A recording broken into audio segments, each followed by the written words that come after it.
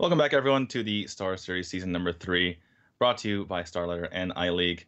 And unfortunately, guys, I have some bad news for you. Richard Campbell has been sapped, has been mulched, well, evolved, devolved, recombobulated. Evolved. Let's put it at that. This is the Okay. best news all night. Not to insult my good friend, whom I've talked to once with 2 lines on Twitter, but this is a straight-up upgrade, undeniable.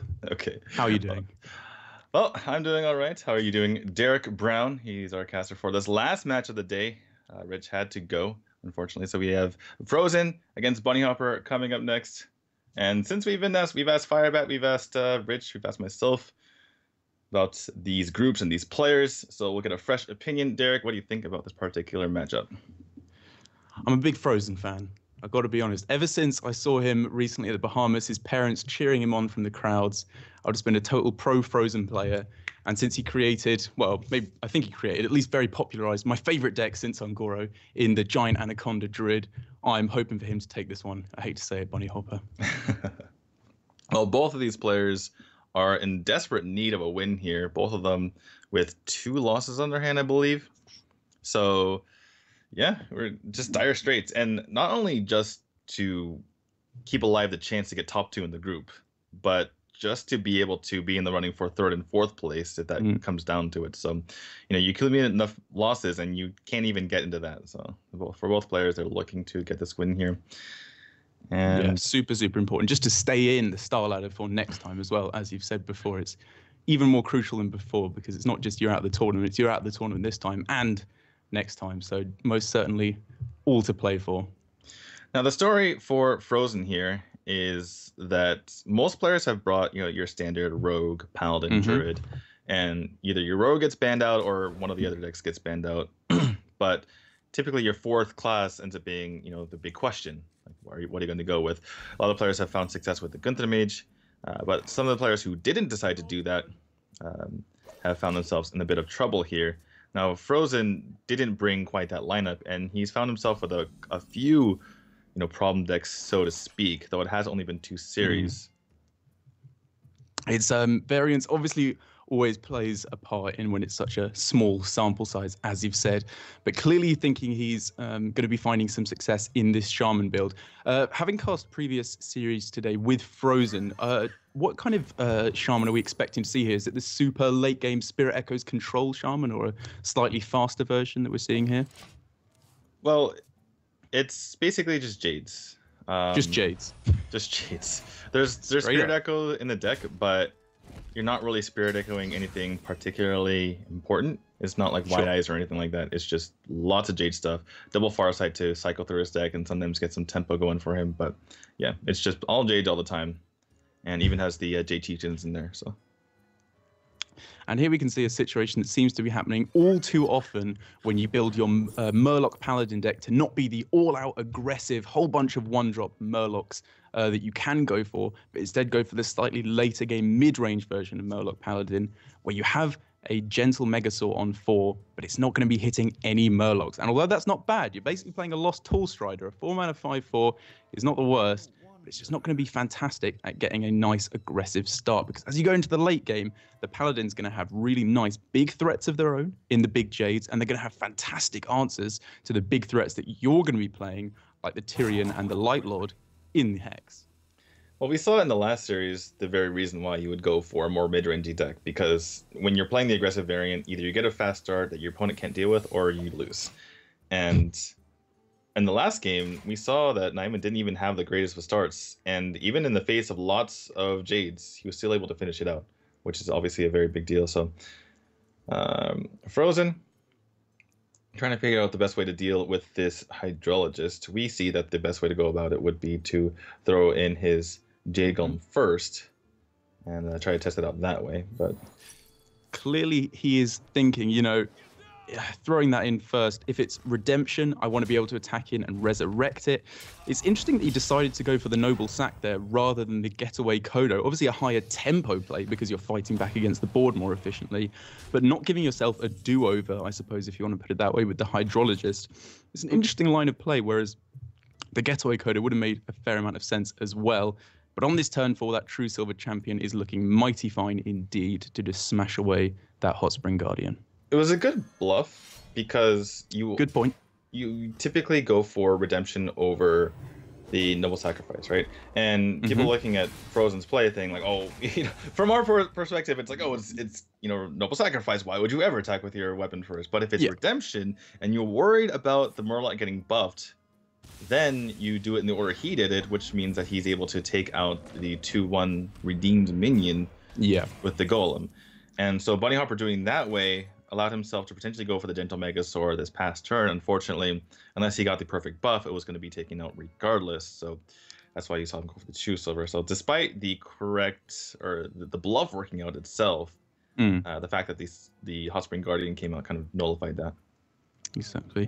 And I can see Fr0zen's reasoning here of actually assuming that it was the redemption secret, because I felt with my play, at least personally, the tide has been shifting away from Getaway Kodo and more towards redemption, just going for that, keeping a Murloc on the board to guarantee that you get your buffs down makes a lot of sense. Granted, I'm usually playing the more aggressive all-out Murloc variant, but even so, it feels like often the quicker play is the nicer one to go for. And here, Fr0zen tossing down that Hex to take out this Gentle Megasaur absolutely ASAP. Obviously, it has the double benefit of keeping the board nice and clean and giving your opponent a frog. This minion is... This is the worst card ever printed in Hearthstone, I've got to say. It's a worst target dummy. You're never playing this. Well, it is... Objectively worse. It's a beast. You hate to see that. You can play, the Zookeeper, or whatever that card is, or the Menagerie. Zookeeper. Anyway, on, mate. Let's keep it up, all right? Anyway, a couple of things to digest there in these past couple turns. One is that the secret buffs up the Secret Keeper, which is kind of funny. Yeah, that's true. Haven't seen that in quite a while. And the other is that Fr0zen did go for the Hex. And on the one hand, he didn't really have much to do. So you might as well get the tempo out there, because if you just totem pass, you're falling behind. And then even if you find a way, even if you're going to find a good Hex target later, it's still going to leave you in a spot where you could have just used your minions on the board that you would, from when you had gotten board presence, to deal with that minion anyway. Which is like a lot of times, some of the players new to the game don't really understand. But and the second part of that is that Gentle Megasaur is in some ways more threatening than something like a Rag Lightlord, because it just buffs everything on the field. Very possible, very possible. Once you find that all-important Valfin Inquisitor and you get something like Poison or Plus Attack on a whole bunch of little weenie Murloc dudes, that's all of a sudden a huge amount of ability to fight back onto the board. One of the most important things here is just that Taunt Totem for Fr0zen. It's presenting such an annoyance to BunnyHoppor. He can't swing in and kill that Secret Keeper. He can now swing in and kill the Mana-Tide Totem, but it's just a little bit awkward that he couldn't utilize his True Silver on the previous turn.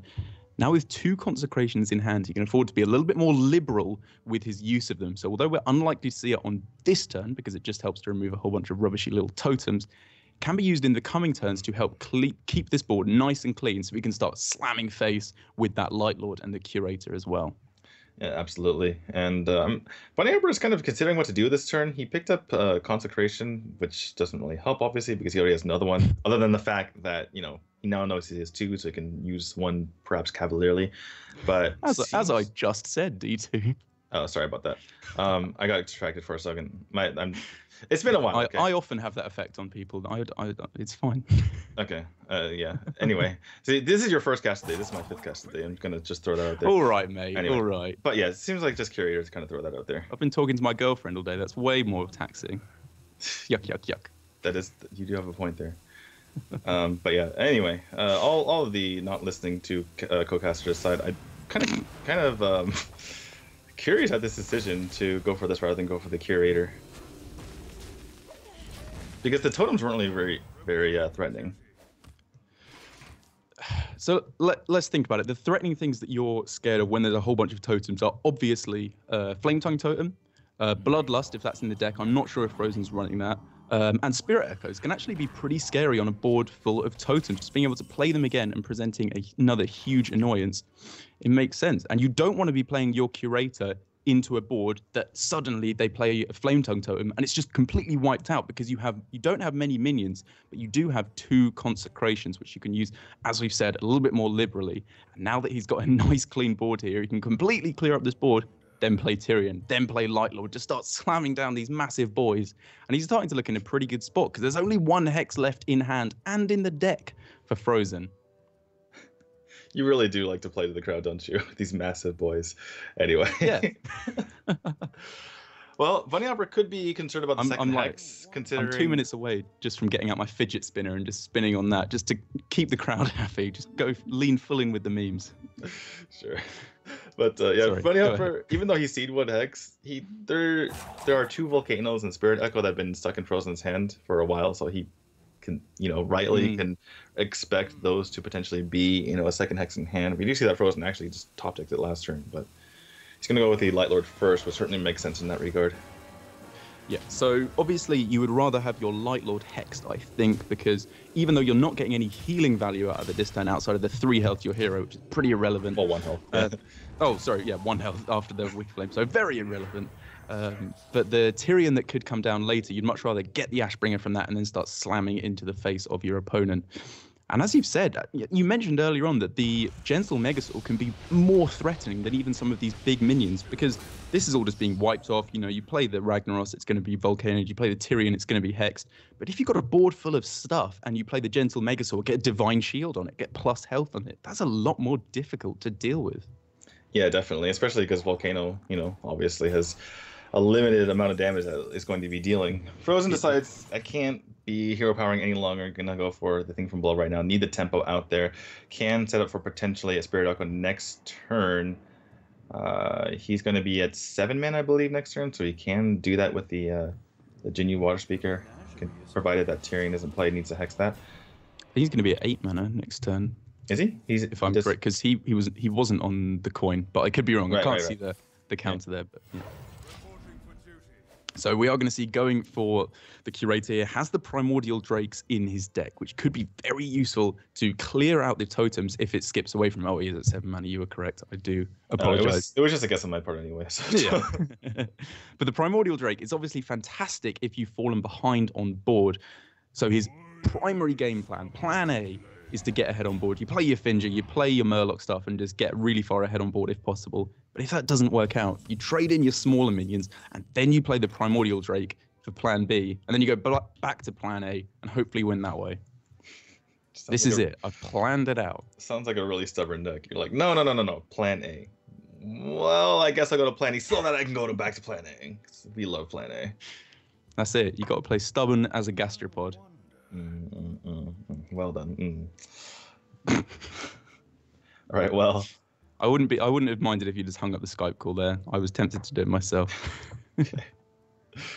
Well, so in this position with the hand full of stuff for BunnyHoppor, he's got a lot of options. You can start utilizing that True Silver to chop away at the front half of the thing from below, and you can also play Finja in combination with that.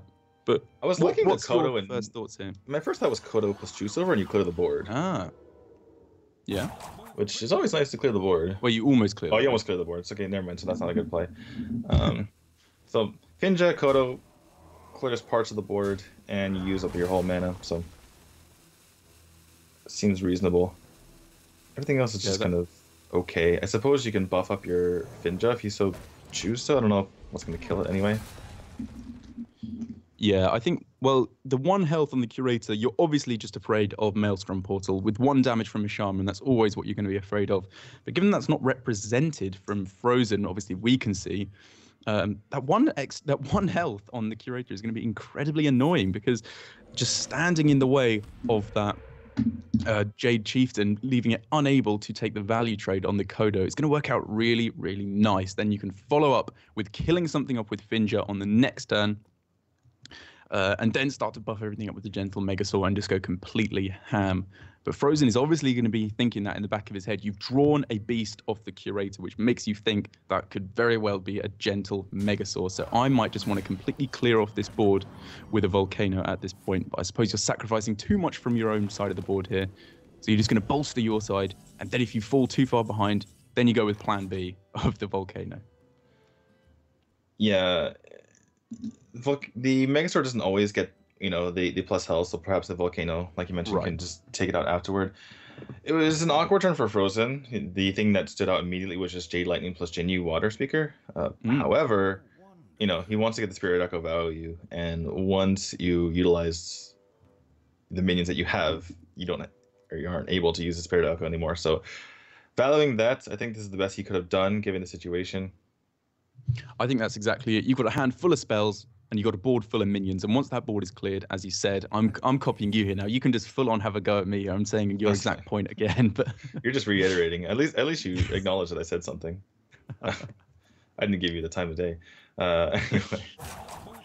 Yeah, so you clear up what you can here. As you said, he is going to buff the Finger with the Rock Pool here, just seeing what he gets.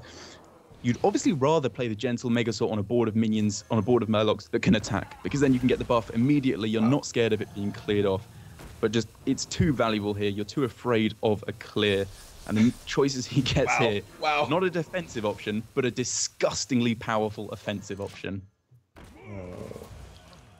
Wow, that was pretty nuts. Is that all the Murlocs gone from his deck? Wow, Finger died just in time. I don't believe so. They only pulled out one Vilefin. Right, that's how I learned that last series. That's how Finja works. Apparently, if your board is full, which typically you don't see when you have Finja. Oh, even if it dies, it only pulls one. It pulls the guy, and then the Finja dies. Of course, yeah, my mistake. Okay. Right, so Jade Lightning into Volcano. It looks like because the Jade Lightning takes a lot of health on the field. Mm-hmm. There's still a lot of health here, though. I'm not sure. I don't think everything dies. With 16, that one extra could make the difference, but it kills off a good chunk of it. That Gentle Megasaur staying alive, though, that's a good amount of damage that you can start punching through with now. And now, I didn't even think about this. The Frog in combination with Sunkeeper Tarim. That's great. That's a 0 mana 3/3. It's objectively, it's objectively better than the target dummy because it's a beast as well.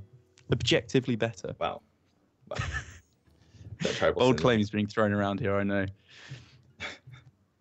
So obviously you're wanting to throw down the Tyrion at some point, just because it's a giant beefy minion and you can start swinging away with it, but you're always afraid of the Hex. But you've got a couple of other big things behind, so you're not too devastated if a Hex does in fact come down. Fr0zen has wanted a Maelstrom Portal for the longest time here. That's true.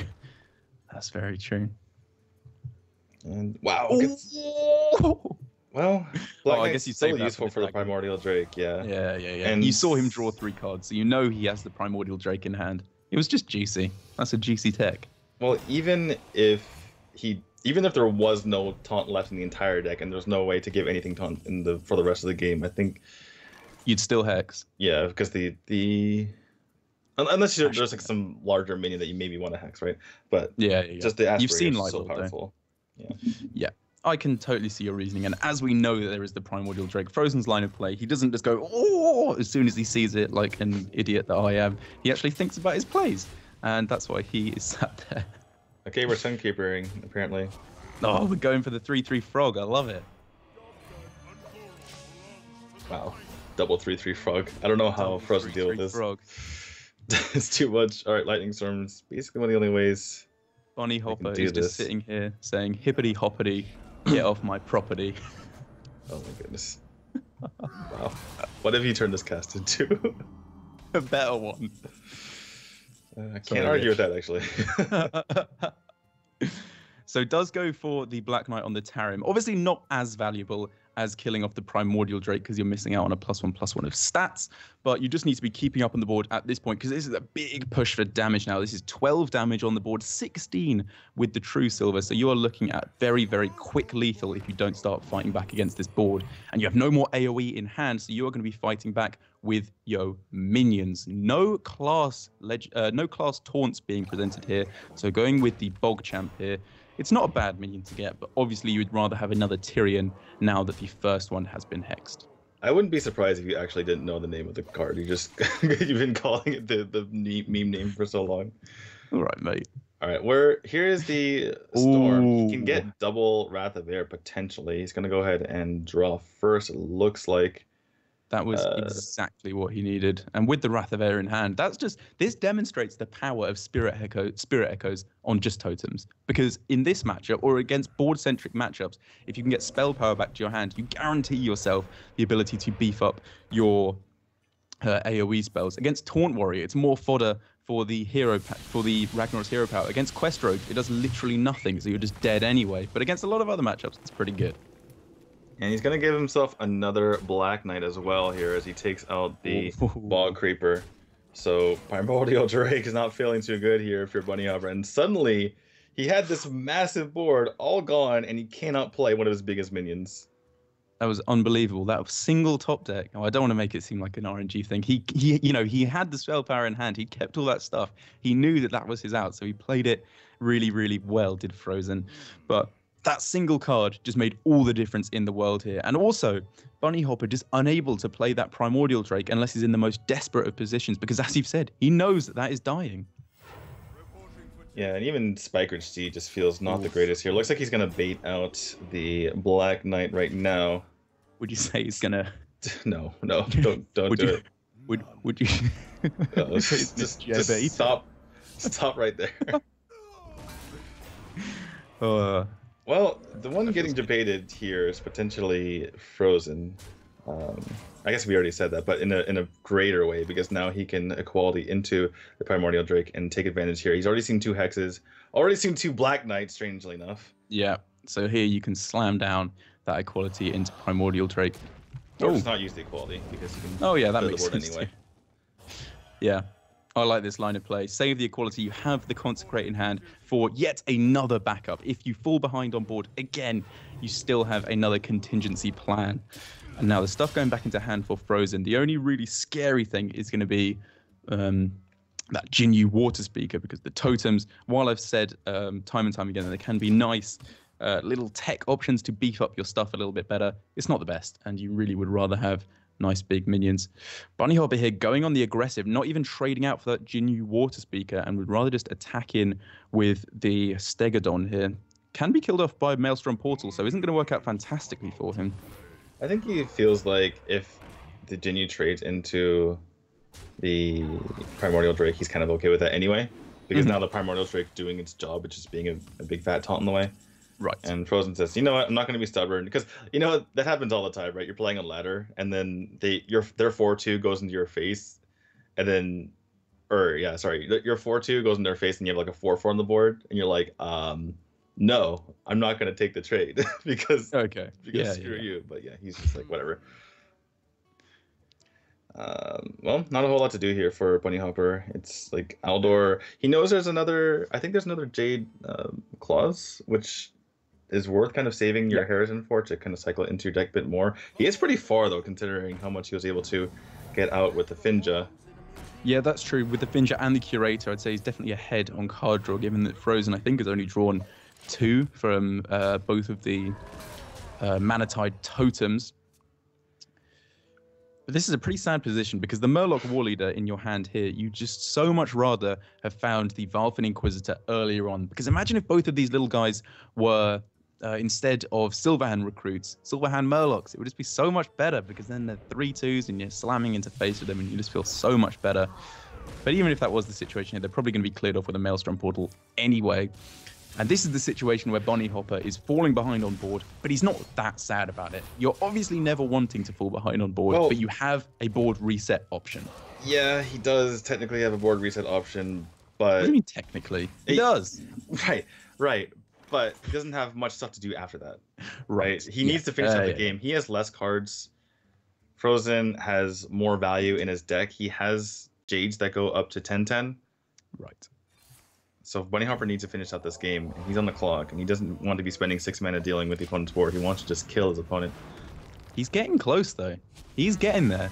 His opponent down to 9 health. There's a heal in hand in the obvious Jinyu Water Speaker, but, you know, you've got one of the best cards left in your deck in the Spikeridge Steed. I think there's still a Stonehill Defender in the deck for BunnyHoppor, which could get an unhexable Tyrion. Maybe there's still a Devolve in the deck, but you've still got a 7-drop then. So there's stuff here for BunnyHoppor to do. It's not over. This is going to be a big Murloc Warleader. No, he's going to save it. Okay. This certainly makes sense to protect that guy, though having a 9 health Warleader is a bit of protection in and of itself. But Jade cheated hitting the floor. This is absolutely huge here, and Fr0zen just keeping in the pressure. Now, Fr0zen says, get through this. And I don't know if he has the ability to do so. Yeah, down to his last card, as we can see there. He wasn't only slightly ahead on the draw, he was well ahead on the draw. And so just ends up conceding there. As you know, I said that there was maybe the second Stonehill Defender. I can't quite remember if that was the last card in his deck. But even so, you know that against Jades that big, that are only going to keep getting bigger, you're not in a good spot. And BunnyHoppor there, you know, palm on the head, not like this. He's not feeling great at this point. However, looking at his lineups left, we've got a Priest and a Warrior in the bag for Fr0zen. I can't quite remember what variants of those decks, of those classes he is bringing, but the Druid has got to be feeling pretty good against that most of the time. Yeah, the Druid's going to get a win. I can safely say that. If Fr0zen... I suppose Fr0zen could beat it once. Maybe BunnyHoppor doesn't even play the Druid, and that way it doesn't get a win. I don't know. It's pretty Stranger hard. Things, DT. Stranger Things. I know. But still. Druid is very good against both of those classes. Very true. But he's not going to go with it quite yet. He's going to go with the Shaman. And the reason for this is because he wants to get his Shaman out of the way first. He feels like there's limited classes which he can beat, which is a problem going into a series, obviously. But he's going to try to get a win this turn. Man, with a hand like this from BunnyHoppor, you are just crossing your fingers and praying that they are playing a Silence Priest deck. So they put all their resources into making the most humongous Razor Leaf Hot Pocket you've ever seen in your life. And then you just hex it or you devolve it, and you know they're just crying forever. But against the Dragon Priest list, this is looking not quite so good. I gotta say, I do not understand the Razor Leaf Hot Pocket reference. You don't get it. You don't get the meme. No. It was an H3H3 video, and there was this guy who said to her, she was like, "What's your name?" And he was like, "My name's Humongous." Oh no, it's Humongous. My name's Humongous. And now that it's Humongous Razor Leaf. But isn't that like debated? Why is that Hot Pocket? Well, because Hot Pocket, she was very upset at him saying this, and so Hot Pocket is meant to be her being upset at him. This is meme 101 with Derek Brown. He's good for nothing else, but I'll teach you about memery. Yeah, mate. Or you're never too old to enjoy a good meme. Anyway, BunnyHoppor does know that Fr0zen is running Dragon Priest, by the way, unless he just decided to close his eyes and you know, I can't see his VODs. But yeah, this is kind of an awkward spot. If he plays the Dirty Rat, he could find himself staring down a Primordial Drake. Devolve doesn't seem too good, though you are getting rid of some of this nonsense. I don't think it would have been the worst decision to go ahead and devolve. But now we have Shadow Visions coming out here for Fr0zen. Doesn't have a whole lot to do for the time being. That term was actually so interesting. I was just talking about memes over it, but you know, the fact that you had so many options there in hero powering, doing nothing, Dirty Rat, Devolve, all of which had their merits. You know, you could have argued for every single one of those plays. I think Raton 2 is a bit too much of a meme, even for me, to go for. You probably want to save that against the Dragon Priest. You know, there's just some stuff that you would just be too sad to pull out. If you pull out a Lyra or something like that with a Radiant Elemental on the board, you're feeling very, very sad indeed. But the Stonehill Defender does come down here. White Eyes is presented, nearly always going to be the pick when you're going in a value matchup, because it can just give you so much value throughout the course of the game. The Twilight Drake being picked up here is nice for Fr0zen, because you're always happy to see it on turn 4. But this is just a Yeti, a Dragon Yeti. It's got 4 attack and 5 health, and you're always looking for something a little bit bigger at this point. Well, either you're playing a Yeti or you're playing nothing here, and BunnyHoppor pulls out the Primordial Drake. Doesn't really feel good about his choice at this point, but gonna go ahead and devolve. That's gonna turn into a 7-drop, however. Oh, he got Geddon! I was just gonna say, Geddon is always the most interesting 7-drop because it just wipes your opponent's board. It happens only at the end of their turn, I think, doesn't it? It's not at the end, not at the start, or not at the end of both turns. But even so, I suppose it gives you your opponent the opportunity to like clear off a couple of their minions beforehand. But even so, that's not good for them because it's not the best stats anyway, and it's just going to be wiping off their own board. Yeah, it is pretty threatening, however, though, and it uses up your entire following turn with the Hex. That's a fair point. Okay, maybe I'm making more here than there actually is. All right, so Shadow Word Pain just to make sure that he connects 7 damage to face here. He's going ham. He's getting him. Is this the line of play that you should be going for here? Because, you know, we know that Dragon Priest is a deck that can create unbelievable amounts of value when you go into the late game, but it's a deck that needs lots of cards all together in your hand at once. You need dragons to activate your Draconid Operatives and Netherspite Historians. You want to be able to make sure that you have Lyra in hand so you can play it, Shadow Visions the pack, and then get a whole bunch of cards then. And when you're playing out stuff on curve every turn, it looks at the moment like you're just going to fall behind in the value game because the Shaman already has White Eyes that it can play. It's got Stonehill Defender for potentially another White Eyes, but Fr0zen picks up the Dragon. And he gets Spirit Echoes. Yeah, Spirit Echo is pretty good right at this point. But just to answer your question, BunnyHoppor is playing the Zoth Shaman with another White Eyes in the deck, double Spirit Echo and Cairn. And yeah, it's pretty nuts. So I don't think that Fr0zen can win in the long game. And on top of that, if your opponent doesn't have the Hex, then by using the Shadow Word Pain last turn, you're keeping it safe from something like Jade Lightning, or not Jade Lightning. It would actually be the Tidal Surge in this case. Right. Or something like Lightning Storm with a good roll.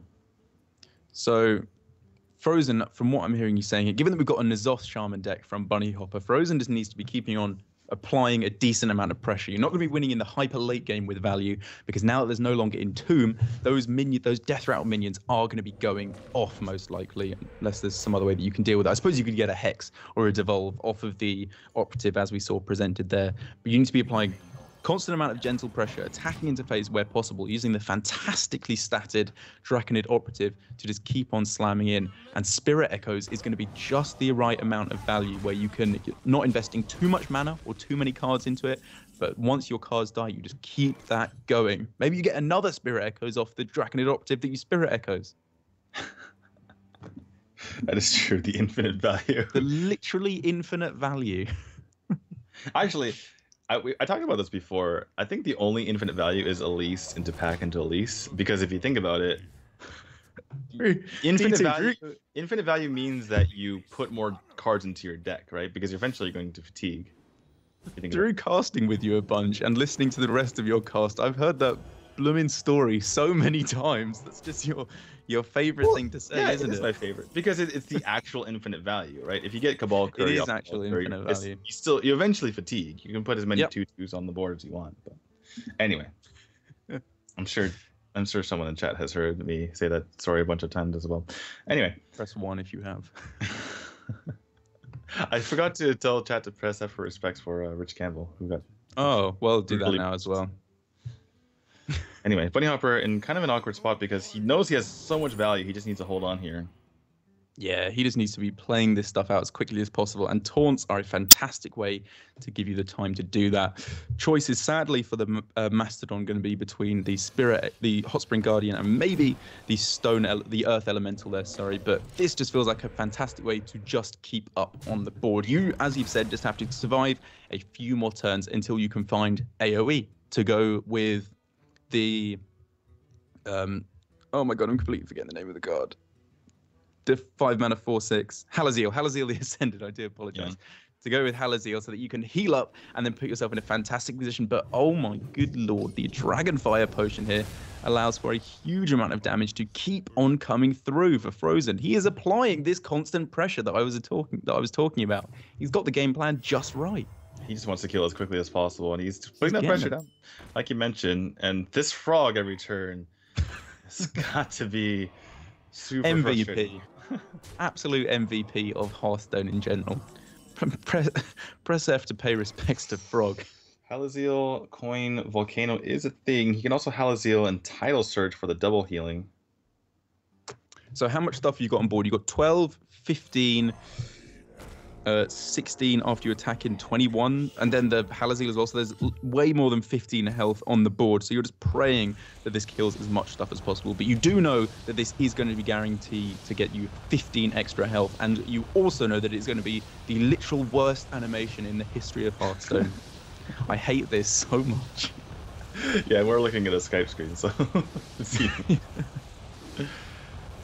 BunnyHoppor just got one hand in the air. Someone please capture that and make a meme out of it, because that is just the exact face that goes along with... Well, Bane is still alive, which is pretty funny. And the frog is still alive somehow. Oh my god. That frog that could. Wow, not actually doing that much at all there. Just spreading out the damage really evenly, meaning that a lot of stuff survived. Yeah, another Primordial Drake gets a great clear Oh here. my god.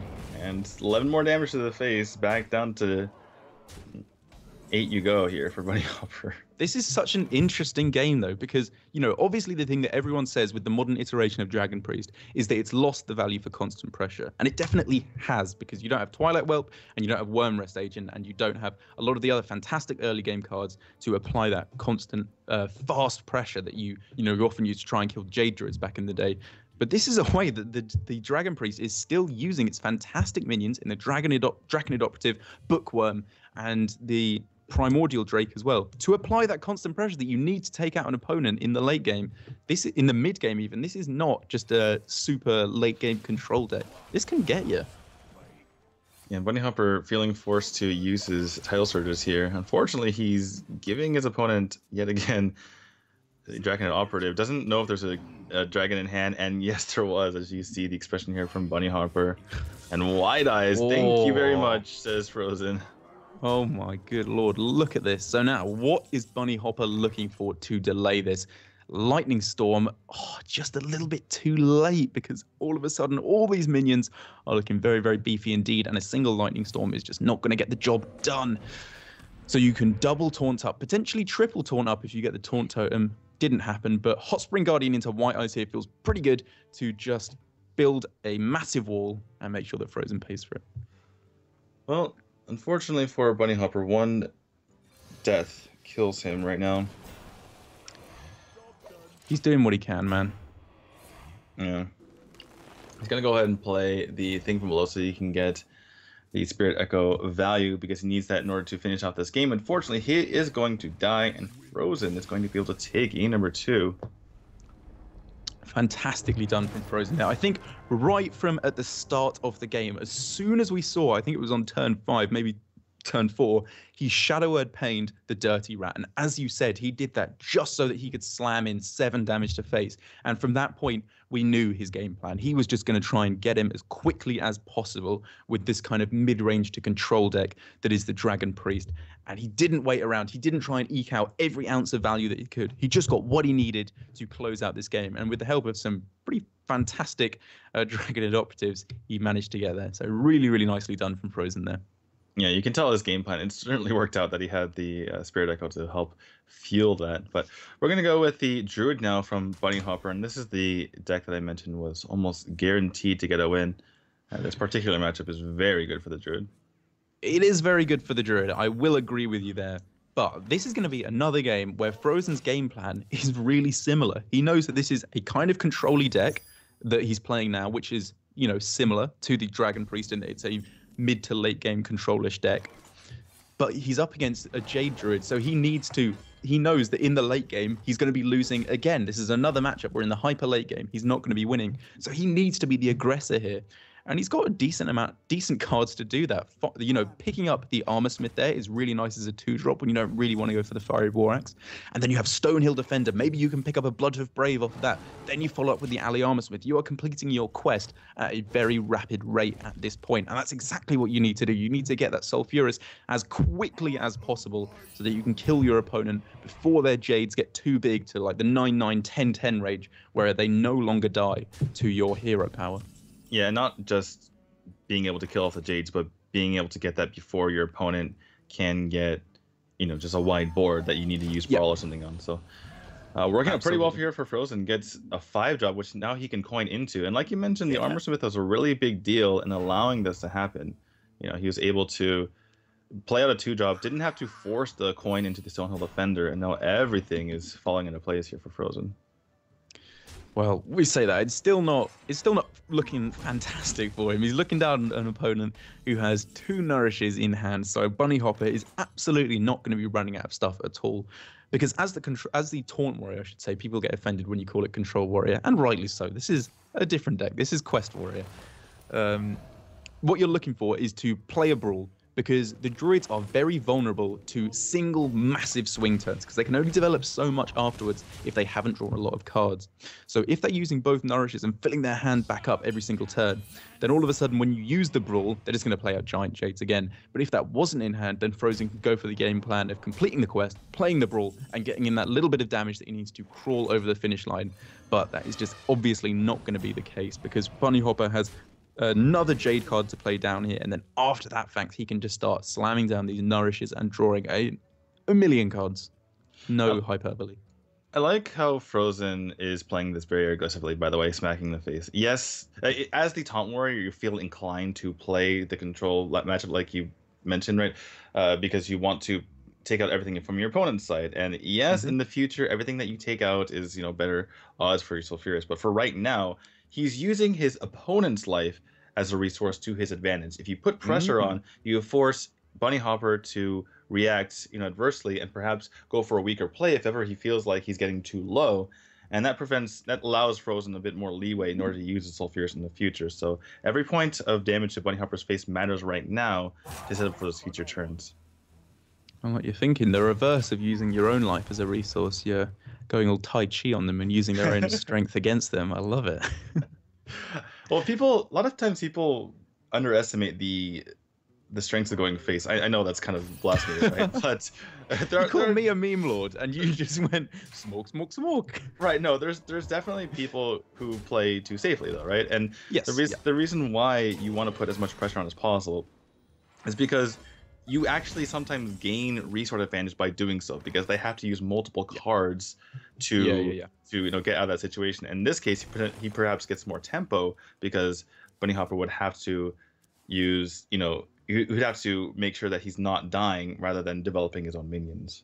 That's very true. And clearly Fr0zen is a player that knows it, as we saw in his play in the last game, utilizing the Shadow Word Pain on the Dirty Rat nice and quick. And here he's once again found himself in a position where he is in that spot. He is applying the pressure here. He is the aggressor. And on the following turn, if he doesn't pick up a taunt off the top, he's got a shield block to try and dig a little bit deeper in order to find that himself.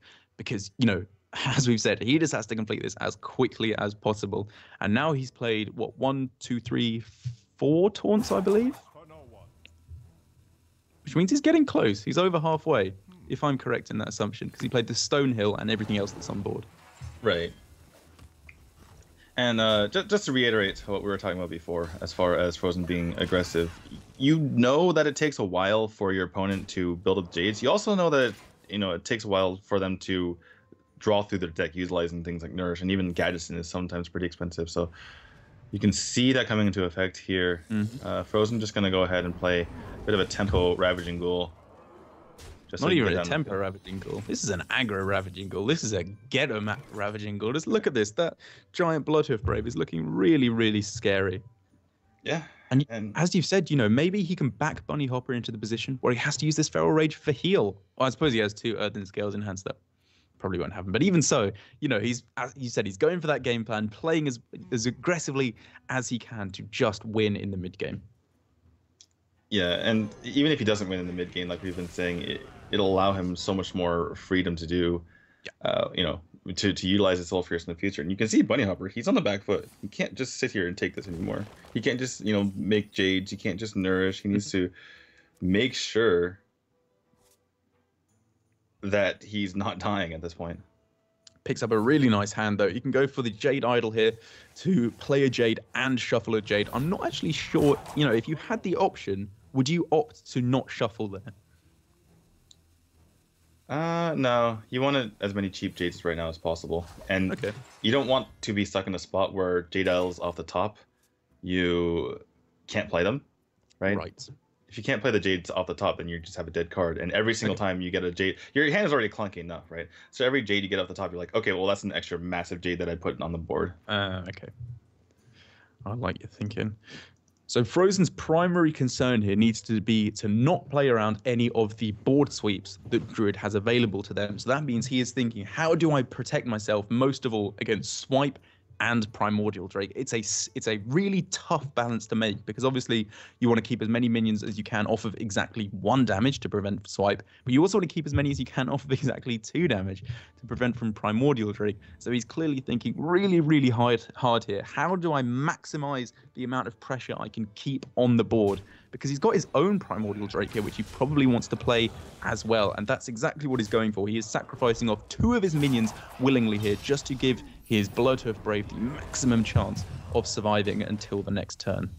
Yeah, the one thing was that since he wanted to play Primordial Drake, he needed to trade out his Ally Armorsmith, and the other thing he needed to get rid of that Vandal. So that made it slightly awkward as far as the trades were concerned. He needed to trade basically everything off, but still works out pretty well for him. Now, despite all Fr0zen's pressure that he's put on, he's still looking at a situation where there's just the Jades are getting pretty big. They're getting pretty hard to deal with right now. So exactly. BunnyHoppor just has to play 1 6-mana minion, and it's already way more threatening than Fr0zen's 8-mana minion. So he's spamming out everything he can play here, but these cards he's picking up are really not what he's looking for. 1 Sleep with the Fishes is all right, because then you can go Ravaging Ghoul into Fishes and maybe clear out some of the more mid-sized minions that your opponent's going to be playing, like perhaps a Gadgets and Auctioneer exactly being on that crucial 4 health total. But the second one, really less good. You just want to have something that you can play, because I believe you are now at the 6 out of 7 taunts played. So the next taunt you play means that you can immediately go for Sulfuras. If it's 5 mana or less, which I believe almost all of them are now apart from the Curator, then you can play Sulfuras and Hero Power in the same turn, which in this situation would be insane.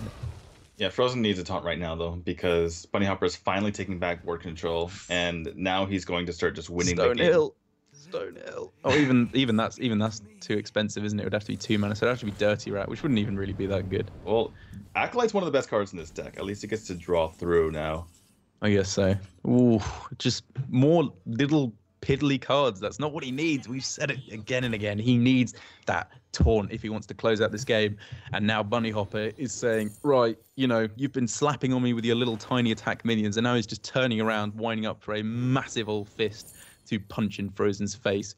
Gadgets and Auctioneer is going to be really nice here to refill his hand, and the fact that the Jade Idols were shuffled earlier on, I'm going to shut up now, even thinking that it wasn't the right play, because it turns out to be so incredibly fantastic here. Well, it wasn't even a play, it was a theoretical, right? Because he drew it afterwards. It was a theoretical. Okay, yeah. Good point. But yeah, the Jades are getting absolutely nuts right here. Just make a 7/7, draw a card for 1 mana. 4 mana 7/7, eat your heart out. The new meme is 1 mana 7/7, draw a card. So BunnyHoppor, I think you kill the Acolyte here. Obviously the face damage is relevant, but every card that your opponent has to delay you is one that you're like, if he has another brawl, perhaps he gets another hero power to your face. But this looks like this turn is sick.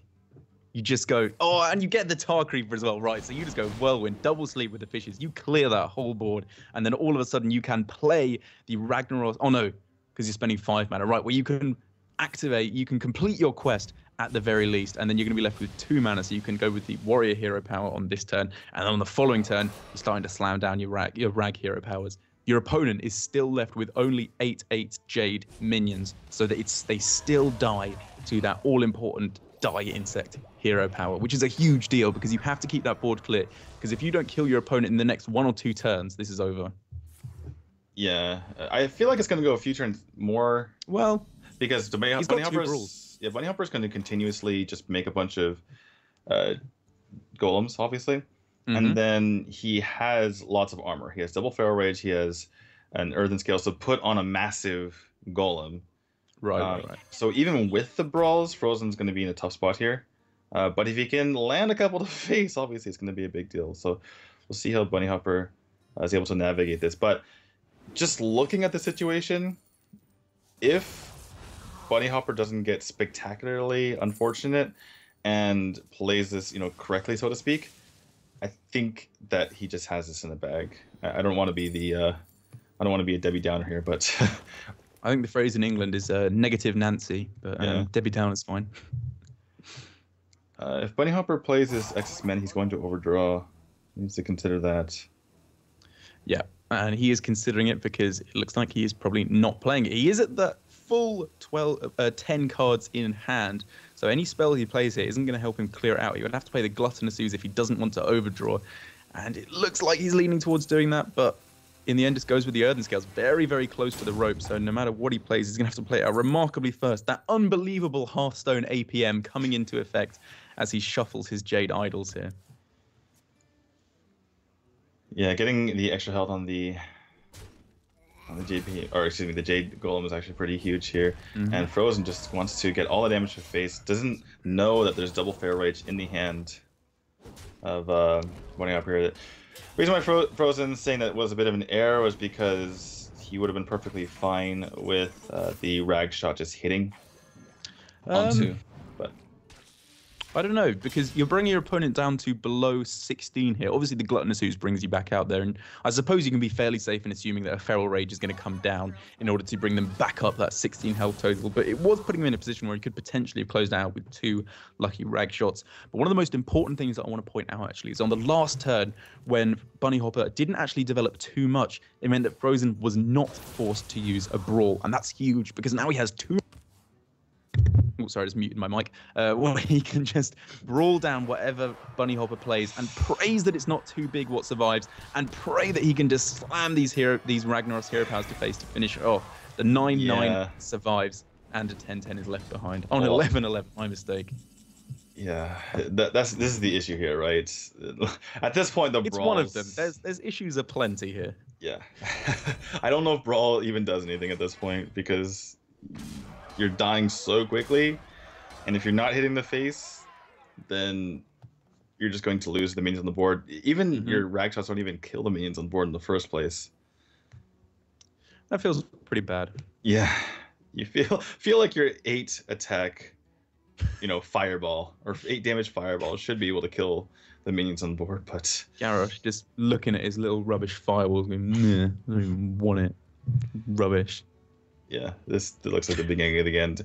You could see it starting to come to this point a few turns ago, but it was like, maybe Fr0zen can finally get there. And this just goes to show how ridiculously lopsided this matchup is. Fr0zen had everything going for him. He had amazing pressure going on. Yeah, BunnyHoppor had the double nourished, where he had the inevitability on his side, but still, Fr0zen had as much pressure he could possibly have and just couldn't get there. I think what it came down to was just, as we said, Fr0zen played this really nicely, going on the aggressive, playing taunts as many as you can, as quickly as you can to try and win that hero power race. But there was a few turns there around turn 6, 7, 8, or 7, 8, 9, where he just drew duds. Getting the sleep with the fishes. It was nice where he could go for a double sleep with the fishes turn to completely clear his opponent's board. But he just needed to complete the quest quicker. It just wasn't enough. And now he's in this position where he can clear as much as he wants, but it's just not going to make a lick of difference because he's going to be utilizing way too many resources just to clear off the board. And he knows that there's a whole bunch more stuff coming down here. And this is it. Yeah, this is absolutely it. There's no more sleep with the fishes. There's no more brawls. And I feel like there's going to be concede here from Fr0zen. Nothing he can do. Yep. So this means that BunnyHoppor has taken a win with his Jade Druid and the decks that he's left with. I believe he had his Rogue banned, if I remember correctly. Yes, so his Rogue was banned, and he's left now with his Shaman, which we know to be a N'Zoth control Shaman, and his Paladin as well, which was the kind of mid-range Murloc Paladin. Yeah, so BunnyHoppor has a chance. This Shaman is very annoying for Fr0zen to deal with because there's just too many death rattles. They all come back. It's true. So he can continuously, flood the board over and over again. Not to mention that Dirty Rat is kind of the bane of Taunt Warrior in a way, because you draw out their taunts, and any time you can delay the quest from being completed for 1, 2, 3, even 4 turns, if they take a while to draw into them, you're making it very hard for them. Dirty Rat on 2 feels bad. It feels wrong in so many matchups. But against a Taunt Warrior, a lot of their stuff isn't actually that threatening. Their deck tops out in terms of minions at the Primordial Drake. And obviously that's a pretty scary thing to pull out of Dirty Rat. But it's not terrible. You're not pulling Tyrion. You're not pulling out Rag Lightlord or something really disgustingly powerful like a High Mane for a Hunter. You're leaving yourself in a position where you can deal with it. But BunnyHoppor clearly thinks that shouldn't be his primary game plan. What do you think as the Shaman here? What's plan A? What are you trying to do here? Plan A is to just flood the board as much as possible and just do your N'Zoth thing. Doing nothing, doing absolutely nothing. Yeah. Yes, that's exactly what it said. There was no joke there. That was so pitiful. Anyway. But he's got stuff to do. He can flood the board. Yeah, he can flood the board. He can play. It's the strategy that BunnyHoppor has been employing this entire time that he's played this variant of Shaman. He gets massive echo value, and makes it so that Fr0zen can't really deal with that. And then if he tries to deal with that, he just floods the board once more. He has plenty of healing, and then N'Zoth just kind of refills the board once more. So, right. And then, even when N'Zoth comes down again, even when it dies, or if it gets brawled per se, then you're still left with stuff on the board. The Bane comes back from the Cairn, you're shuffling in Storm Guardians from the White Eyes that you played down. It's not the end of the world if your giant board at the end gets brawled. You're obviously just scared of being killed off by the Rag hero power. But, as I said in one of the earlier games of this series, anything that you can hit with Spirit Echoes in this deck is fantastic, because once the Warrior runs out of most of their minions in the late game, they're just going to be relying on that hero power to close out the game and whatever they can get off the top. And in that position, every single time a hero power totem eats up a Ragnaros hero power, you are so happy, because they basically spent the entire game completing their quest to get a hero power that completely cancels out with yours. Yep. I think you summed it up pretty perfectly there, so that's Thanks, why. Man. Yeah. So, yeah, that's why I think this is going to be a pretty long and arduous game for both of these players, but ultimately BunnyHoppor has the advantage here. I think, I don't want to hear long and arduous. What I want to hear is a game for the era, unbelievably dramatic. Well, eventually, we'll get there. Okay. I'm talking about the journey to at the start. Right? Okay. It's going to be epic eventually. Right now, they're trudging to that point. Okay, I can see. Sorry to say that. Sorry to lay it out that way. That's fair enough. So in this position, there was actually the opportunity for Fr0zen to kind of get his opponent's board a little bit clearer with the Whirlwind to sleep with the fishes. But given that your boards are fairly equal, you probably don't want to be going with that quite yet. BunnyHoppor does actually have the cards he needs in hand to employ a similar strategy that Fr0zen's been going for in the last couple of games. Now that you've got the Devolve, you can do it on a decent amount of minions here and get the amount of threat of the board down significantly and just start going for your opponent. Play out the Thing from Below or the second Jinyu Water Speaker, perhaps to heal up the Cairn after it tacks in, and just go for your opponent. Just try and get them under a decent amount of pressure to take them out before the game goes into the hyper late game and they can get too much value from their hero power. Well, unfortunately for BunnyHoppor's sake, he does allow Fr0zen to draw a card this way, but yeah, one of the ways that you're able to this is like kind of an alternate way of winning, or at least getting an advantage in this matchup, is to make sure that they use Brawl before they get their Rag hero power, because it is so powerful to Brawl into Rag hero power, because you just isolate whatever's left. And if it's the face, it's fine. If it's their minion, that's fine. But if you're making them use Brawl before, then you can just flood the board afterward, and they only have one Brawl remaining. Okay. Got you. So what BunnyHoppor needs now is just as many death rattles between now and turn 10 as possible, because he could very well find himself in the position where he does just slam down that N'Zoth on turn 10. If you're just bringing back, perhaps, say, a Cairn and a White Eyes, you're feeling pretty good, because that's a really threatening board you made, and you're giving yourself more value in the Storm Guardian and more resilience on the board with the Bane that obviously comes out of it. Will Fr0zen finally able to take out the Mantite Totem? I was curious if he wanted to. By the way, Dirty Rat comes on the hand of BunnyHoppor, which could be pretty huge. But I was curious if he wanted to just leave that on the field, right? And just maybe go for the fatigue play, but that's probably not the best way to go about it, especially as the Warrior with not that much card draw of your own, and probably get just rushed down at that situation. Yeah, you need to be careful on both sides, because at this point in the game, the Shaman probably has the more aggressive potential, I should say, given that you've got some fairly threatening minions in the Thing from Below. Even the Jinyu Water Speaker has a pretty nice stat distribution in attack and health. But when it goes into the late game, then all of a sudden the Warrior is starting to play as the aggressor with its hero power coming in every single turn. Well, I suppose And the Shaman is playing the aggressor to try and kill them off. But it's very threatening, I should say, in the late game. But at this point, the Warrior needs to be afraid of being killed off all too quickly because there's a lot of stuff that could come down. The Gluttonous Ooze is a pretty nice tempo swing, taking out the Axe and developing a nice ooze on your side of the board. And then he's going for Spirit Echoes now. So this has the double benefit. You're giving yourself another Death Rattle to bring back with the N'Zoth, and you're also giving yourself another way to take out any weapon that your opponent's going to play. If this board gets cleared, then he will overdraw. So that's something he was considering. He was thinking about going for the Spirit Echo first. That always happens with Spirit Echoes. That's unavoidable. Well, he was thinking about going for Spirit Echo first, right? Which would have solved that. So it turns out it is literally avoidable. He decided against it. And I suppose he thinks that, if my opponent's going to use a bunch of resources to deal with this board, then so be it. So this is one of those funny situations where Fr0zen's saying, I could fire War Axe at Ooze, but then he just plays the Ooze and kills my War Axe. Just comes back. That feels like, canonically, if you're going to roleplay, if you Axe an Ooze, your Axe should break anyway, shouldn't it? So I like that it ends up breaking when you kill off the Gluttonous Ooze. Are we talking about the canon of World of Warcraft in Hearthstone? Yes, I am DT. Oh, okay, never mind. I thought that was blasphemy. Anyway, no. Well, obviously getting the Spirit Echo on the Karen is very important in this particular matchup because it makes Brawl that much worse in the future. Yep. Prevented him from being able to use it with White Eyes now that he's got it off the top, however. And curious to see what he goes for here. Needs to presumably he wants to play 2 cards, right? Yep. To get to make sure, like, if this now does get taken out, that he's not going to go overdrawn. Not that there's a whole lot left in his deck that he needs. This is kind of about it, right? He wants the N'Zoth, wants the White Eyes, but yeah. It's actually surprisingly difficult to play out 2 minions here because obviously the Stonehill Defender replaces itself in terms of the number of cards you have. There's that White Eyes. But, the only way you could actually play out 2 of the cards from hand realistically would be the Jinyu Water Speaker and the Thing from Below.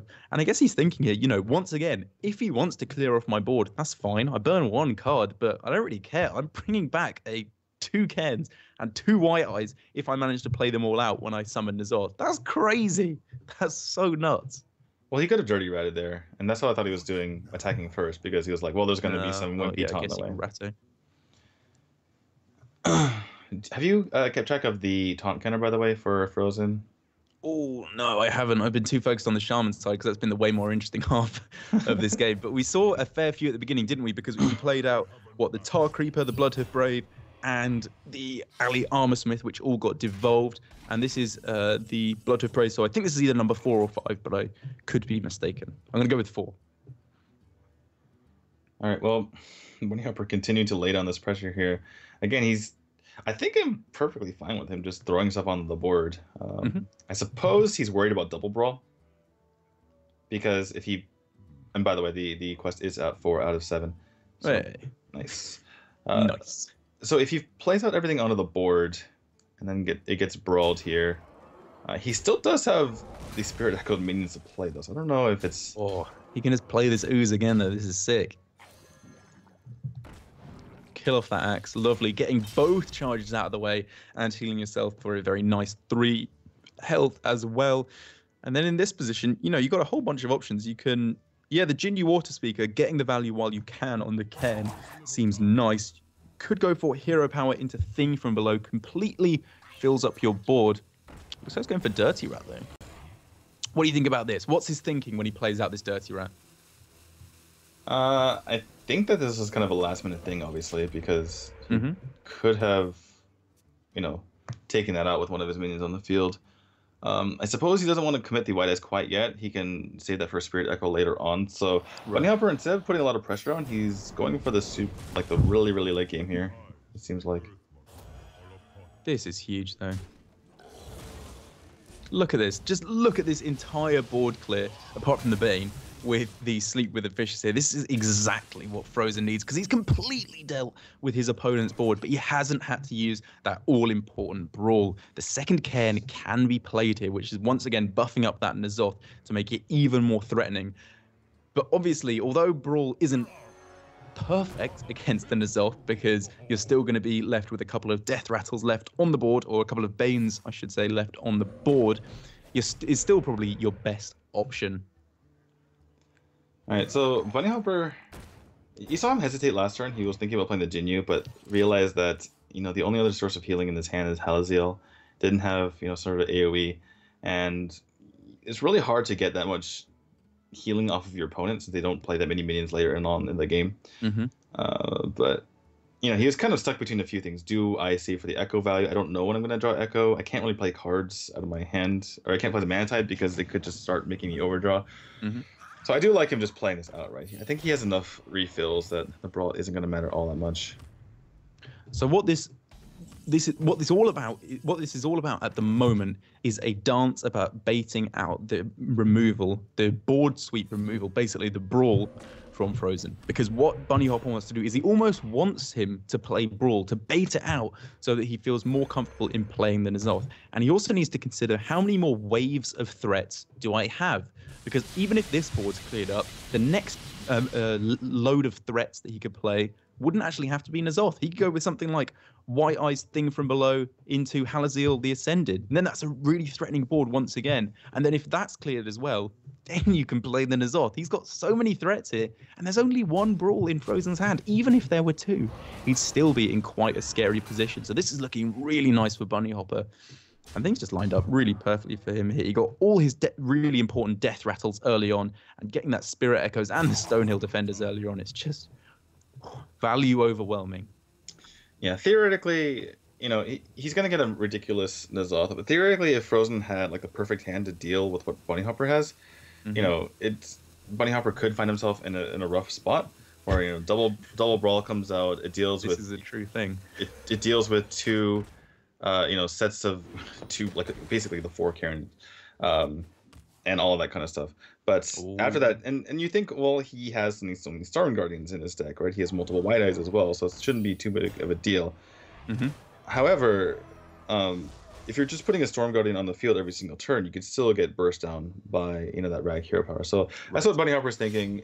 You know, how do I possibly lose this game? I'm so far ahead, so, you know, what can I do to possibly lose here? But Fr0zen has enough now finally time to get this Rag Hero Power out. That all said, BunnyHoppor seems like he's in a massively favored spot, obviously, because, you know, we're talking about the perfect situation for Fr0zen if he could possibly come back. Yep. And even then, it'd still be an uphill battle.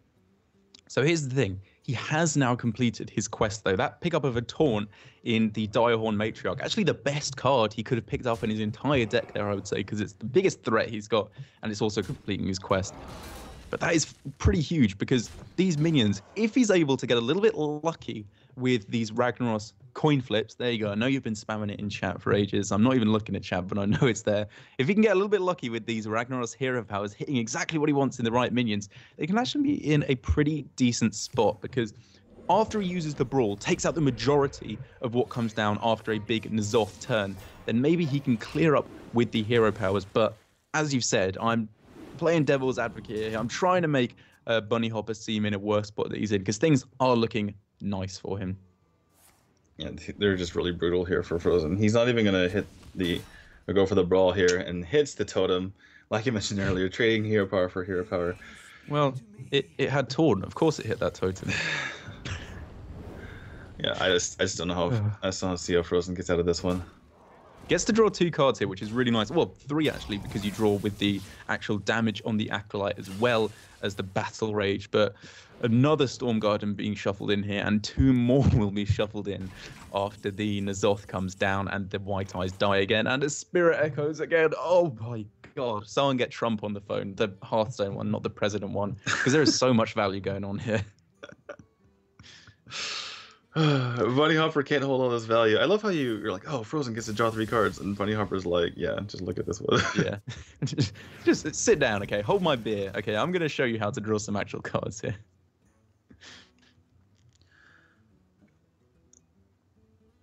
At this point, the funny thing is that he kind of just wants to puke out cards so he can get Spirit Echo value, because otherwise he's just gonna overdraw, right?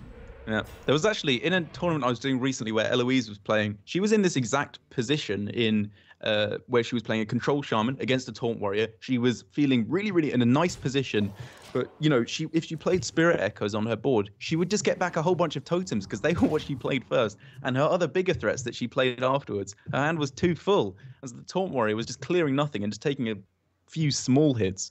But I think she did win in the end. So it's kind of going as expected here. But even so. This is actually huge. Can you pick up Dinozoth? That will completely change the game and doesn't get in. You're actually right. That would have been insane, wouldn't it? Yeah, that would. If you could pick up the N'Zoth and then Brawl, you're both denying N'Zoth value and Spirit Echoes value. That was it, wasn't it? That was the way he got out of this game. Yeah, it wouldn't be immediately game-winning.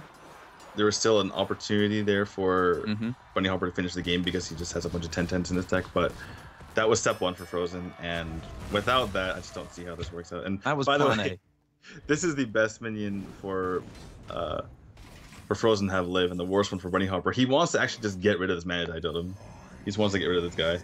Well, I guess so, because you want to have your hand free for Spirit Echo, yeah. Spirit Echoes, don't you? Yeah, okay, fair enough. But even so, like, do you really care? You're drawing a card every turn. It's either would I rather draw a card from my deck or generate a card from the board. It really doesn't matter, does it? All things considered, you know, everything that has happened this game is perfectly fine because he'd rather have, you know, the Zoth be played out because it could have been worse, right? The Dirty Rat could have pulled in the Zoth. You know, all things considered, he doesn't really care about the mana type. Yeah, okay. Fun father-son day out with Bane and Ken here. Both managed to survive, thankfully, for their sake. Yeah. Good joke, like in this one. Yeah, I know I got it. Don't worry. Second brawl gone, though, which means that BunnyHoppor can completely flood the board. I don't think Sleep with the Fish is going to do anything to Storm Guardian. It's going to just tickle him a little bit. He's just going absolutely as wide as possible, as you said. He can go on this turn. What's he going to do? Spirit, the Storm Guardian, and then you play Thing from Below, and then you go for Spirit Echoes. Like, what do you do? There's just so much value. You don't have enough, as you've said, you just don't have enough room in your hand. That's it. That's the only problem here. Because you can't get the amount of value that you want. Well, the thing is, these, other than the Storm Guardian, some of these cards, well, Storm Guardian and Thing from Below are very cheap, right? You can just flood the board again. Yeah. Okay, well, we're just going to see. Yeah. Let's see here. There's no way for Fr0zen. I was just thinking that the only way that BunnyHoppor dies is if Fr0zen just hits multiple shots to the face over and over again. And I was thinking, like, well, how do you die? So maybe you want to go for a heal and then the Spirit Echo on the heal, but in the end, it doesn't really matter all that much. It does not. And we are left with just these last two decks, one from each player. The Taunt Warrior that we have seen struggling from Fr0zen and the Paladin that we are seeing from BunnyHoppor. So in this matchup, this is a mid-range Murloc Paladin, not the full-out aggro one and not a super control Paladin either. So what is your game plan in this matchup? Do you try and out-aggro your opponent and take them out in the early game? Or do you try and take it a little bit slower, go for a similar game plan that you went last time and just overwhelm them with value? It kind of just depends on what you're given as far as your opening hand is concerned. I know that's kind of a cop-out, right? But sometimes you can't just flood them down as fast as possible. You know, there's certain decks where you have no choice. Doesn't matter how bad your hand is, you need to go all in, or you need to go all control, or go for the late game, right? Even if your hand tells you to go all in the beginning, because you can just get everything wiped out and then you just lose. This particular deck, it really depends on what you get. If you're given an aggressive hand, you go aggressive. If you're getting more late game hand, you're kind of forced to do so. But unfortunately for BunnyHoppor here, he'd probably rather have one or the other, right? Super aggressive, or something like an N'Zoth Paladin, which is very annoying for Fr0zen to deal with. But given that what he's got, he's clearly looking to play it for the slightly slower value line of play. Sorry, he didn't mulligan away all his cards to try and get the full-out Murloc aggression. He's instead going for Hydrologist, which, although obviously it is a Murloc, it's also quite a high-value card if you can hit the Getaway Coda off of it and bring back something like Stonehill Defender, Tyrion, Raglight Lord, something like that, or even just Hydrologist itself to get another go. Doesn't get that option, unfortunately, but Repentance can be really nice against all the really high health minions from the Warrior. Yeah, the Coda was pretty massive, too. If you're taking on Ali Armorsmith, if you're taking on a Bloodhoof Brave. That's a fantastic point.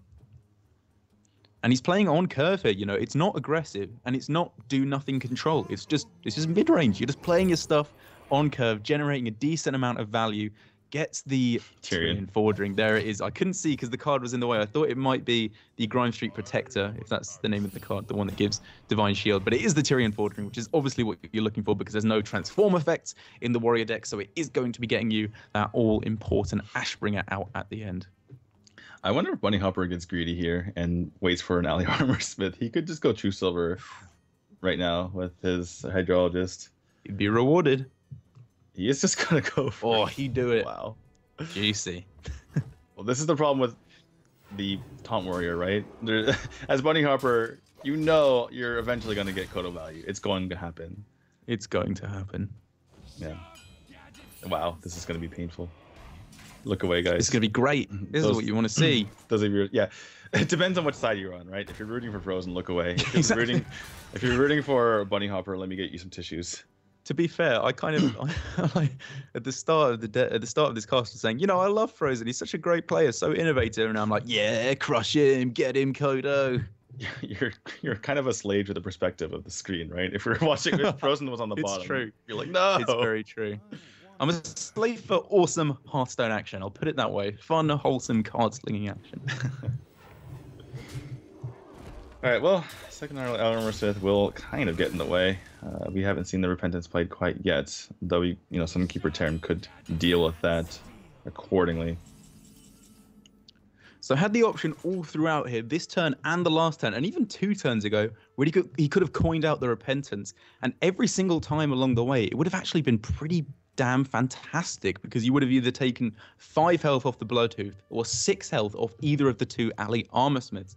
But I guess what he's thinking is, I need to be able to coin into perhaps my 8-drop threat, and now that he's got the Rag Lightlord, sorry, as well as the Tyrion, he can just go coin Tyrion into Lightlord, or coin Lightlord into Tyrion, which just gives him 2 absolute power plays on turns 7 and 8. And he's not going to be slowing down around here either, because on this turn, he has the choice of either 6-drop into Spike Ridge Steed or the Sunkeeper Terran. And in this situation, it looks like he's leaning towards the Spike Ridge Steed. Yeah, there are certain matchups where Spike Ridge Steed is better than others. Typically, when you're faced, right? Well, I mean, in a big way, right? In a very polarizing way. Some matchups when you play the Spike Ridge Steeds, like, well, they have a 6/6 on the field, so it doesn't really matter about the Stegodon. But against something like the Taunt Warrior, it's really, really annoying. It's very annoying indeed. It's even better against a Pirate Warrior. Then you pretty much just win the game as soon as you play it. But it seems he's opting for neither of those 2 6-drop options, and he's now going for the Repentance. So we're leading into turn 7, and obviously on turn 7 against a Taunt Warrior, the main thing you're thinking is Curator. So it's actually going to be taking away less health than you would have done against the Alley Armor Smith. But against the Acolyte of Pain here, it's pretty good. Making sure that your opponent only denies 1 card, you're pretty happy to get that off a 1-mana secret. Yeah, you're basically 1-mana wrathing that guy, right? So yeah, exactly. Well, BunnyHoppor now is in a position to use a Spike Ridge Steed and yet another Repentance, or he can go for just straight up into the Tyrion. Either way, it kind of works. Yeah, I kind of like this because you're dealing with the threat on board. Whatever comes up next, it's easy peasy. You take care of that as well. Yeah, this has a double benefit because you don't really want to be playing the Tyrion when there's a couple of smallish minions on the board, because then you're not getting too much value out of the Divine Shield. And obviously we can see there's the Whirlwind as well, so the Divine Shield will be pretty rubbish when you play out the Tyrion. And this way, he's obviously developing a really nice big threat in the Kodo, but you're also playing against the Primordial Drake. By playing that secret going into turn 8, it is absolutely massive. There's the Primordial Drake 1 turn too late, but it looks like that is going to be the next minion that Fr0zen plays, which means this Repentance is so good. Yeah, definitely. And so good. A bit of desperation here from Fr0zen, where he has to battle rage just for 1 card. That's not battle rage, that's battle mild annoyance. You're like, give me a card. Get him, I guess. Apathetically just draw a card, like, fine. And outside of that Primordial Drake, unless something else is picked up, what are you going to do? I suppose if BunnyHoppor doesn't trade in here, then we have the opportunity for Fr0zen to go attack in, Whirlwind, execute. But that's so much weaker than the Primordial Drake. There is the Bloodhoof Braves. That looks like that's probably going to be the play because he is so afraid of that Repentance. It was a smelly play going for that secret going into turn 8. He knew that that was very possibly going to take out a huge amount of health from his Primordial Drake. And now on this turn, there's no real way to really easily get through that Bloodhoof Brave. So it's still a little bit of an annoyance, but only taking out the Divine Shield, you're still not leaving yourself too open to an execute, unless you see an activator in the Primordial Drake would probably be the worst one. Yeah, I think he already tested for everything but eye for an eye.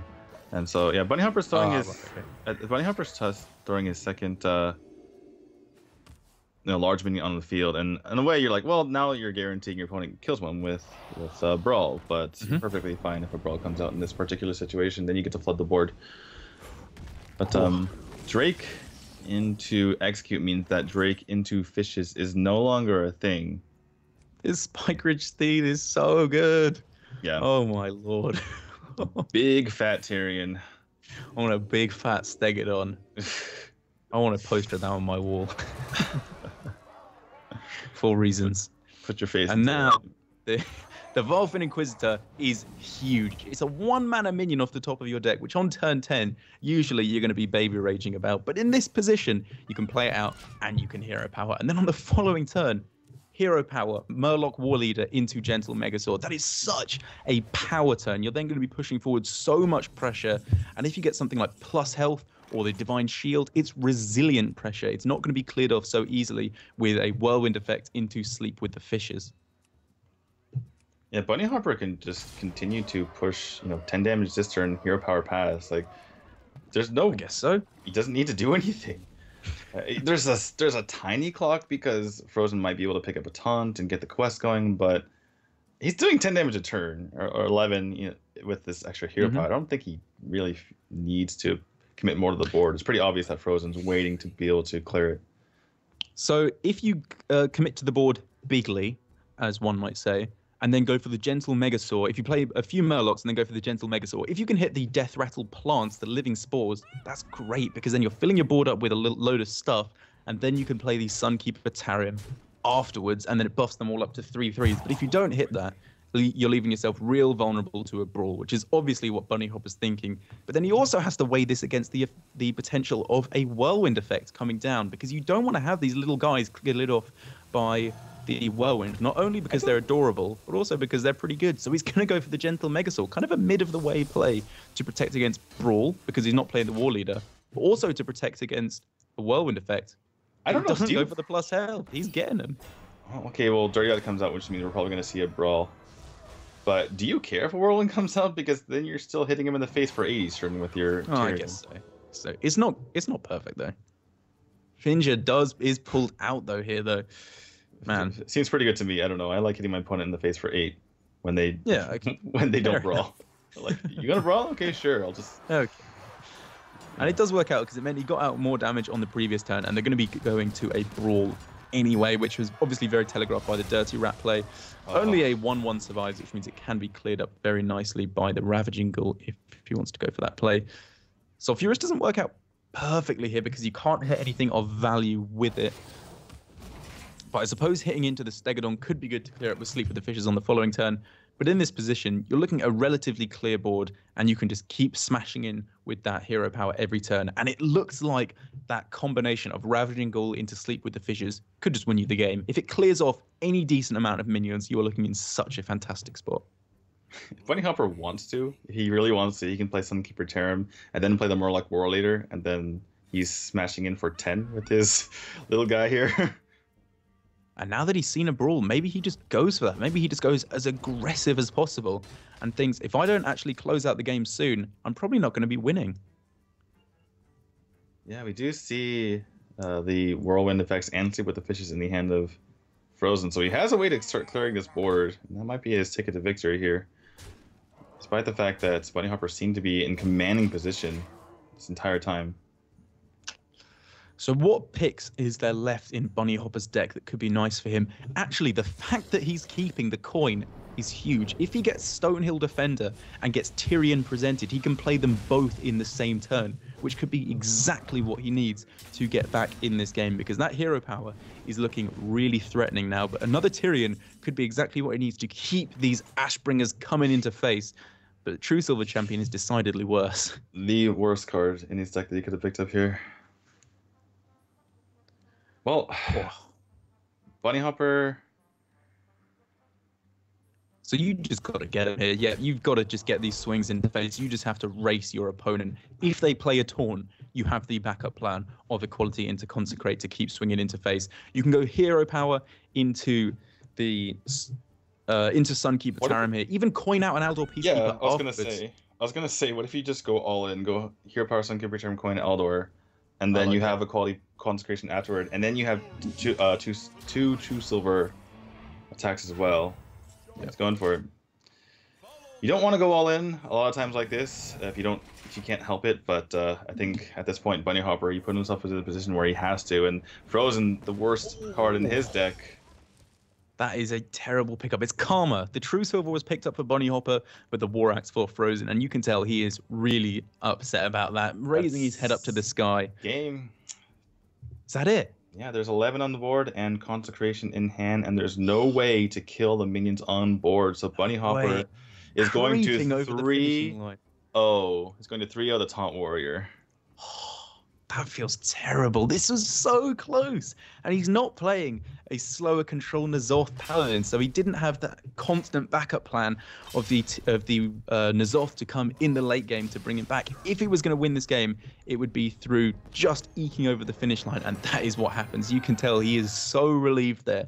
He was so afraid of something going terribly wrong. But fantastically played by both players. I think Fr0zen navigated his matchups in the start of the series really, really nicely, going on the aggressive with both his Taunt Warrior against the Druid and with the Priest against the Shaman. But in the end, that Taunt Warrior just performing so terribly for him. Yeah, and that's a devastating result here for Fr0zen. Now he is at 0-3, I believe. BunnyHoppor is still in it. I think he's at 2-2, something like that. Not bad. But yeah, so that starts to shape out our standings as you take a look here.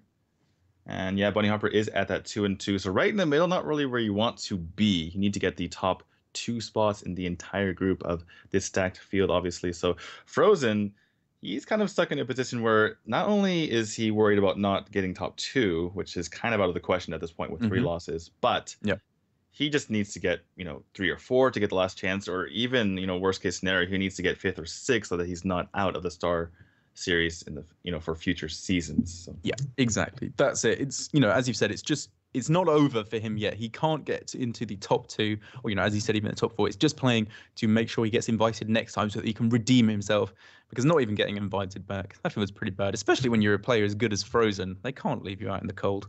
Yeah, exactly. We need some sort of American representation at the Series. We'll agree to disagree. Hey, you were rooting for him. Come on. What happened? That was before I remembered he's American, and now I'm rooting against him. Such a traitor. Oh, my goodness. We should have had Fr0zen on the bottom's perspective. But anyway, this has been a pretty crazy day of Hearthstone. A lot of long control matches today. We certainly do enjoy the injection of vigor here from Derek coming on to help us out. But welcome, that will be it for us here at StarLadder and iLeague. Thank you very much, everyone, for watching. And I think we're okay to finish up here. So, Derek, want to get us out of here? Yeah, thank you very much for bringing me on. Last minute, I was having a fantastic time losing at Overwatch, and now I get to have a fantastic time talking to you instead. So I appreciate it greatly.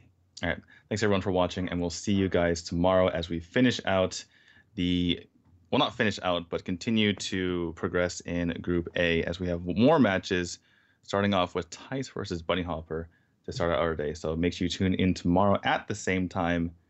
We'll see you guys later.